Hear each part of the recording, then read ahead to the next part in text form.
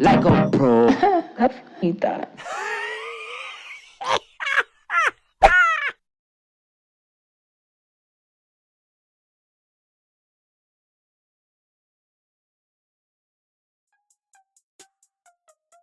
Hello. Well, welcome back to Brandi Beauty TV. Okay, guys, so today we have a bit of a task on our hands. This is my client, Tina Marie, and she comes up here normally during the summertime to stay with a few of her relatives, and she normally gets kind of like big drastic transformations around that time. So I'd say I see Tina maybe once, sometime twice a year, okay? Well, today, as you can see, she has all this lovely new growth. I mean, practically a brand new head of hair. I actually did not do this previous color that you can see running through the mid shaft to her ends. She actually got this done near her home where she lives, and she also had got it cut as well. I'm trying to think what happened. I believe one of my family members got sick with COVID, or I was sick with COVID, something to that degree. But anyways, at any rate, I was not able to take her. So she went somewhere else, and it still came out like beautiful. I believe she said she went to a hair school to get it done, and it came out great. You can see remnants of it being here, but obviously you can't tell how it was done before. But anyways, it's all grown out. Tina wants something new. And we are here today getting ready to spice it up. So actually, I thought that she just wanted some just regular like chunky highlights, but no, she actually wants to really change the base color. She doesn't want to see any of her natural hair color at all. So right now I am going through and I am applying formula number 1 to her root section. And then once that gets done processing, we're going to go through and we're going to add some chunky highlights. So I have her hair broken down into 4 sections. I'm going to apply our formula number 1, which is going to be the Matrix So Color, which is a permanent color, and 7G and 7N equal parts, and 10 volume developer.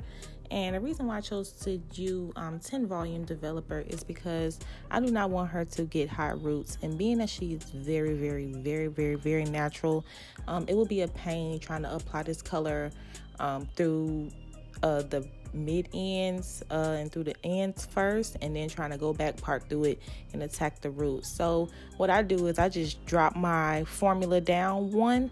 I bump my shade down and I bump my developer down so that it processes at a much slower rate, and then voila, you wind up getting a very even and equal canvas without having to do all that work. It really slices your work almost in half, if not more.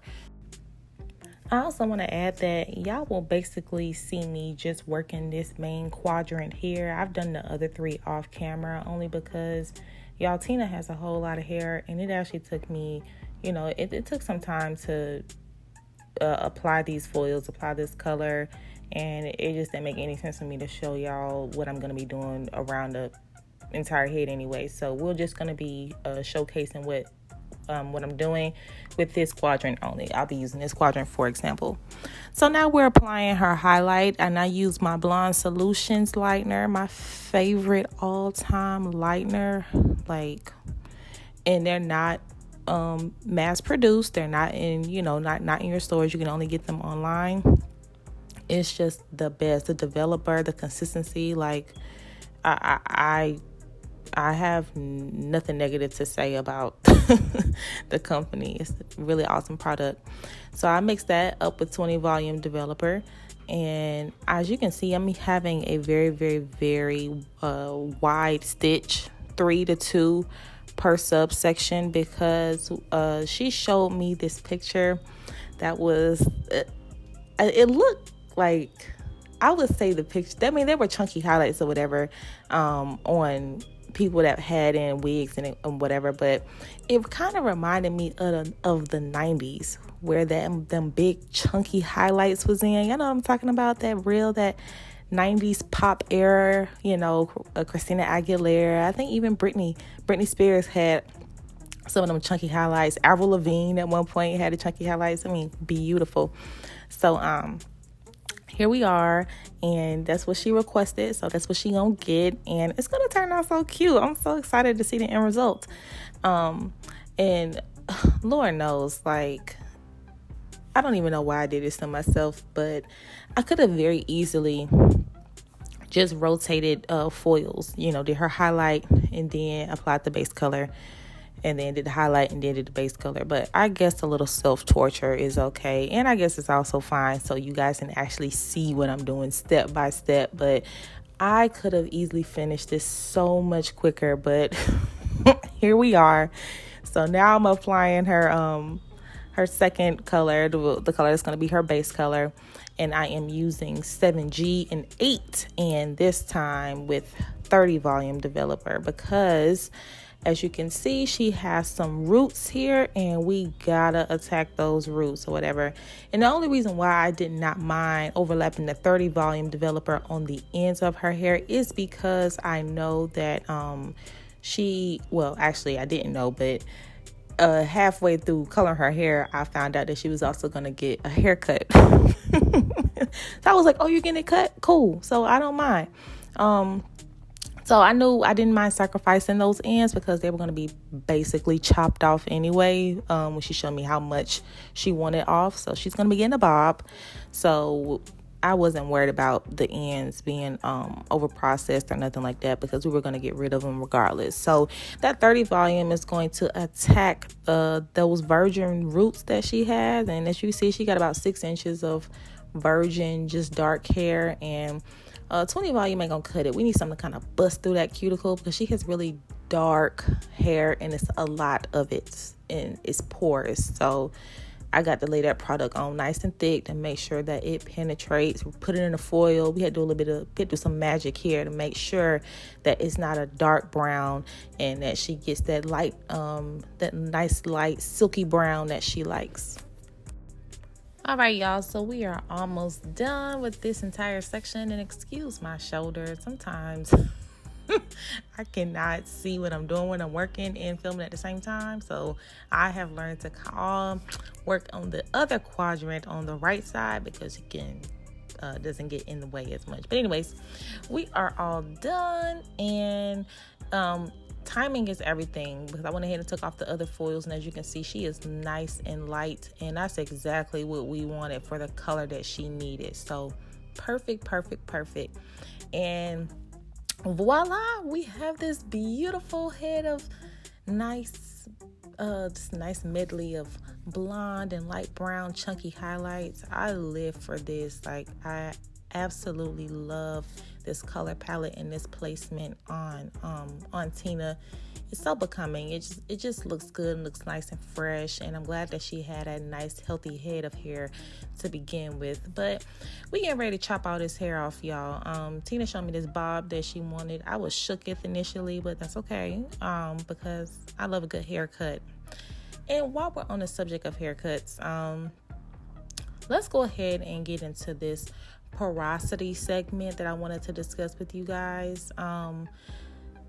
Porosity and keeping your hair trimmed and haircut go hand in hand.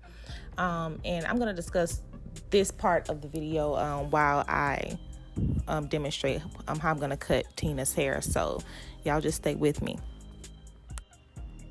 So just to give you a little recap of what porosity is, if you don't know, porosity basically just describes how your hair absorbs product, okay? For some people, their hair is low in porosity. For some people, it's medium. And for some, it's high. Now, high porosity is actually, from what I have noticed throughout my career, okay? You can do your own research if you want to, dive in and delve a little bit deeper into the subject. But from what I have noticed throughout my career, people aren't typically born with high porosity hair. Like, high porosity happens due to, elements, how you manipulate your hair, how you treat your hair. You can gain a high porosity over time by things that you do to your hair. So for example, a person who has relaxed hair, your hair is going to be higher in porosity than someone with natural hair. Typically, if you brush your hair a lot, constantly brushing over the part, like I see a lot of people who wear ponytails and brush their hair a lot, along the edges of their hair, it's normally more porous. The hair sticks up, it's more static. It flyaways, a little bit more breakage, and the hair is traditionally more porous around their edges than the rest of their hair, more than the middle section of their hair. Like I can obviously see a big texture difference, and they'll go, my texture is just different. And I'm like, no, you're treating this hair and this section of your hair a little bit different than you are the back. I see that a lot. People, the front of their hair is more porous. Sometimes it behaves a little bit more different than the back because you pay the front more attention. You manipulate it more. So that's the easy way to give you two different textures, two different porosities. So porosity, what I have noticed is traditionally low to medium. Now, people with natural hair have higher porosities. People with curly hair, curly and kinky hair, traditionally the porosities of those curl types are going to be a little bit higher than those with wavier or straighter hair, but it still doesn't mean that the porosity is high in general. It's just higher than different other curl types or different textures, if you know what I mean. So the reason why hairstylists urge you to keep your ends trimmed is because it aids in keeping your porosity balanced. Guys, hair is a fiber, okay? Hair is a fiber. It is not living, okay? So you have to treat hair similar to what you would treat, curtains or comforters or, anything, a couch. All these things that we have are fibers, okay? And everything has a porosity, all right? So the ends of your hair are traditionally more porous because they have taken the most beating. They have been around the longest. They're vets in the game, and their time is almost actually about to expire because traditionally a strand of hair only lasts about 5 years anyway. So you got about 5 years to do whatever you're going to do to that hair, okay? So you want to keep your ends trimmed because the hair at the ends of your hair, especially the longer it gets, the more tired it becomes. It's wore out, it's survived curling irons, brushes, you name it. It's been through the trenches. You have done everything to the ends of that hair. So keeping your ends trimmed helps to seal that cuticle because the moment you get a split end, it's going to continue to split that entire strand of hair. And when you have a split end, those ends are porous, and there is nothing you can do to reverse that. You have to seal it. You have to cut it. If you have a chair or whatever and it rips, it's not going to mend itself back together. The fiber is ruined. You have to go and get it repaired. And sometimes it becomes a point where it's irreparable. You cannot stitch it back together. You have to get a brand new one. And hair is the same thing. If you ruin that hair too much, it can get to a point where it's nothing else you can do with it. You just have to grow some newer hair. And so when I am judging a person's porosity, I am normally looking at the first couple inches of their hair because I know that is their truest texture. It's virgin. Nothing has been done to it. And I don't judge porosity when the hair is dry. Let me say that. You judge porosity when you take them back to that shampoo bowl. And that's why I have really hard feelings about stylists who don't shampoo hair, talking about they're into hair care. Ain't no way. Because you can only start judging those things and being able to start coming up with customized plans for clients when you take them back to that shampoo bowl and you see how that hair absorbs everything that you put on it. That's when you start judging porosity, and that's when you can tell what's really, really, really going on, and you get to the nitty gritty. But I look at that first couple inches of hair, and I can most of the time I can see an obvious difference between the beginning, the first couple inches of the hair, and the ends. And I'm like, their hair is damaged. The first 3-4 inches, 5 inches sometimes, totally healthy, but the ends is ruined. You know, it's very, very porous. And they're like, I have like 5 different textures. I'm like, you've been putting a beating on this hair right here. But this virgin hair, I mean, it's virgin now and it's nice and strong now. But I know after a while, this hair is going to wind up just like the ends if you don't change your habits. So porosity is important because it determines how your hair accepts product. And it also lets you know what kind of product your hair needs too. A person who has lower porosity hair doesn't need to put really oily things on their hair. Things that are really thick and rich in emollients, because their hair is going to lay right on top of it, and it's going to clog the cuticle layer of the hair, and it can also clog their scalp. A person with higher porosity hair, they can take a little bit more product. They need heavier, thicker products because their hair absorbs a lot more. So porosity and products that you use go hand in hand. And once you understand this, it will change your life. Okay. So in a nutshell, y'all, that's the porosity segment. So keep your ends trimmed. And as you can see, Tina's hair now versus when we first began looks totally different. The ends of her hair were a lot more porous due to the color damage. I would assume that she wasn't using the correct products, and that's okay. That happens. And also she hadn't had her ends trimmed and cut since she had got it done. So the ends took a beating, but now it's shiny. I mean, the color is reading completely different than when it was all just long and she had those damaged ends in. So here, you saw it here first, folks. You saw it here. Keeping your ends trimmed and porosity go hand in hand. And now her hair is going to behave exactly how she would like it to.